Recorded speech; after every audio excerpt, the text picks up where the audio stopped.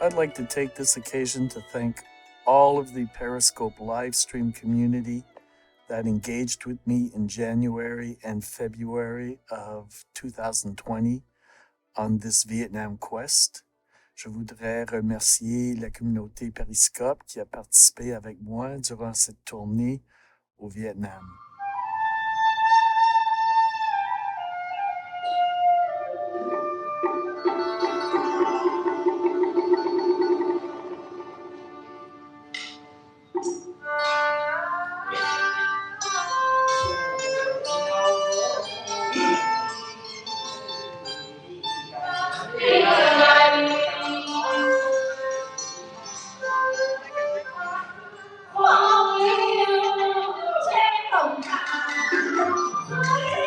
Water buffalo. Now I get it.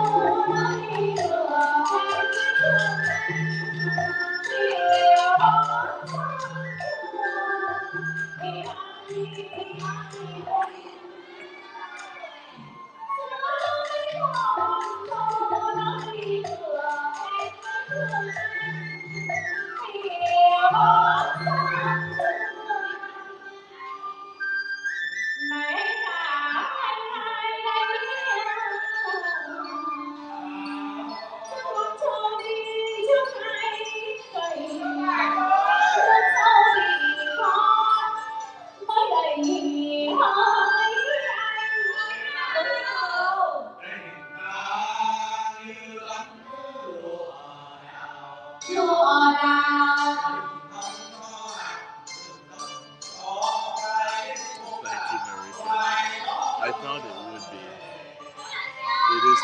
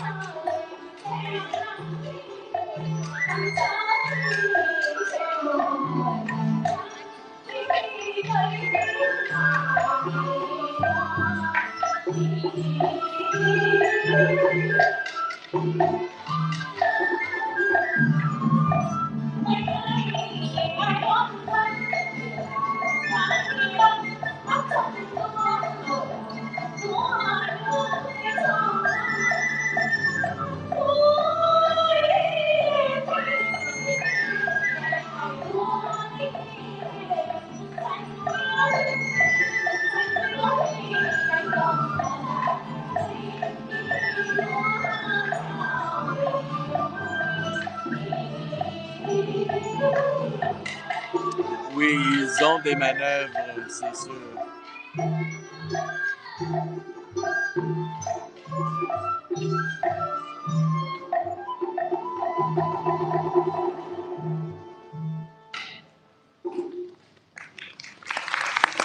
Thank you, Mr. Krause, for the super heart.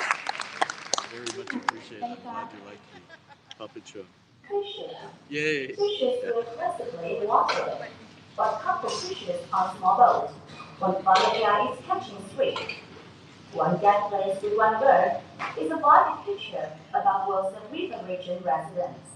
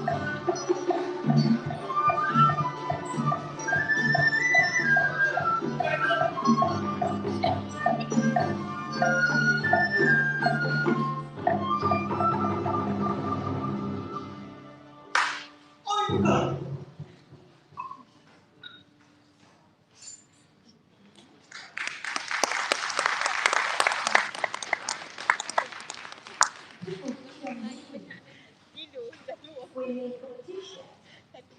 Playing and swimming in the village pond are the favorite games of children. They play the exercise like shall we show. Powerful and fun moves like that will run from water and is the owner of rivers.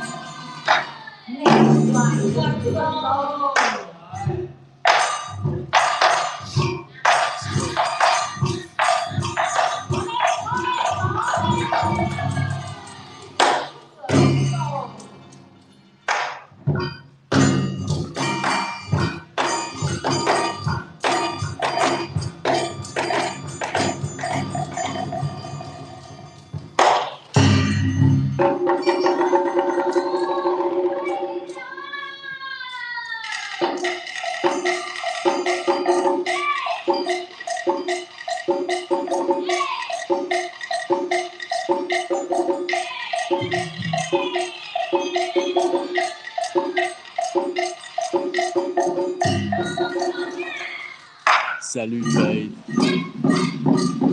Content de te voir.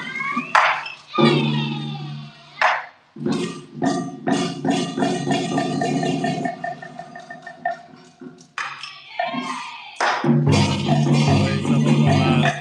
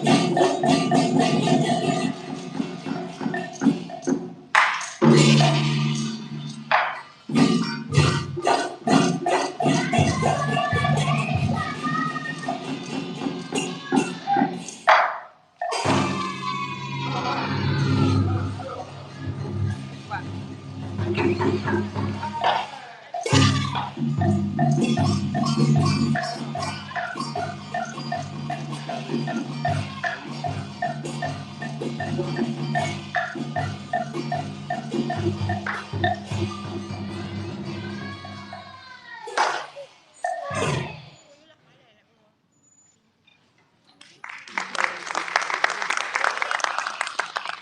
you're very welcome, Celia Cruz. My pleasure. I'm glad you liked it. A couple just got constantly with some peaceful poetry matching a phonics. Then suddenly one fox appears and catches the dogs. But the farmer experiences, farmers tackle and give the labor.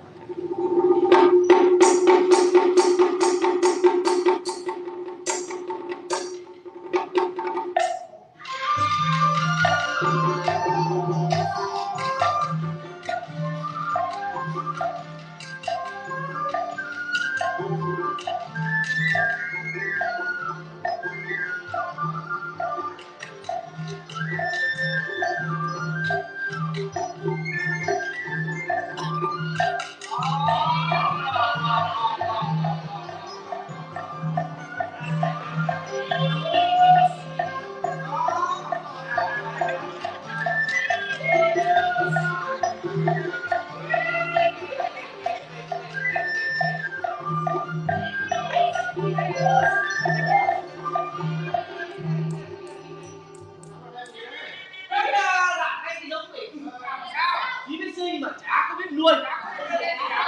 Bà ơi! Bà! Rất tôi bảo đấy! Nhanh nhanh nhanh nhanh! Nhanh nhanh nhanh nhớ đấy! Nhiều đấy! Rất tôi bảo đấy! Nhanh nhanh muộn rồi như này. Chứ bây giờ làm cái gì mà gọi mãi cái thường phi cứ chưa làm hết thế này không? Ăn bụng không? Ăn bụng không? Bây giờ ăn được béo mầm nữa. Này, tôi bảo này, ngồi đây, ngon đàn vịt, tôi lội xuống, tôi luôn lại, bạn còn nhớ. Đi xuống đi. Đi xuống nhá. Đi luôn.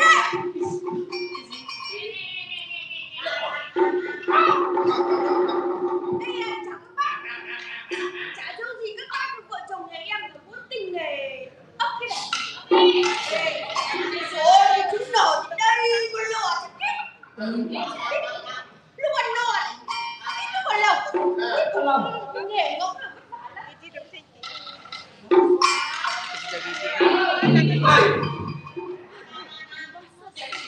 Cái gì đâu? Cái đứa đá cái gì nhiều?